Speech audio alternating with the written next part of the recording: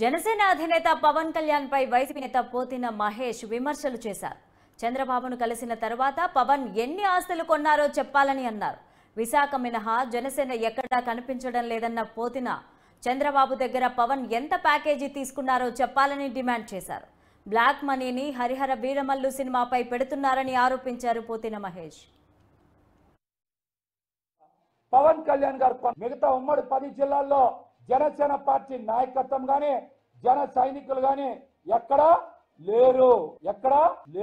అది కూడా అందరూ గమనించాలి. మిగిలి ఉన్న జన సైనికుల్ని కొద్దిపాటి జనసేన నాయకుల్ని జెండా మూసే కూలీలుగా పవన్ కళ్యాణ్ గారు తయారు చేసి పెద్ద ఎత్తున భారీ ఆర్థిక ప్యాకేజ్ చంద్రబాబు నాయుడు గారి దగ్గర పుచ్చుకున్నారన్నమాట వాస్తవం.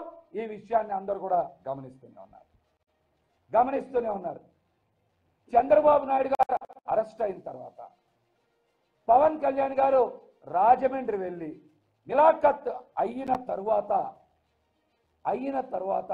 పవన్ కళ్యాణ్ గారు కొన్న ఆస్తులు ఎంత, ఎక్కడెక్కడ కొన్నారు, ఎంత విలువ కొన్నారో పవన్ కళ్యాణ్ గారి రాష్ట్ర ప్రజలకు చెప్పాలి.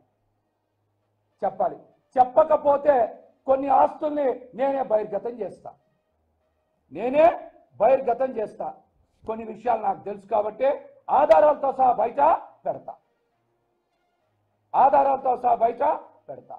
పవన్ కళ్యాణ్ గారు నిలాఖత్ అయిన తర్వాత 2023లో ఆయన చంద్రబాబు నాయుడు గారిని కలిసి బయటకు వచ్చిన తర్వాత ఆయన కొన్న ఆస్తులు ఎంత, ఆంధ్రప్రదేశ్లో కానీ తెలంగాణలో కానీ కొన్న ఆస్తులు ఎంత, వాటి విలువ ఎంత, ఎక్కడెక్కడ కొన్నారనేటువంటి వాస్తవాల్ని బయట పెట్టాలి.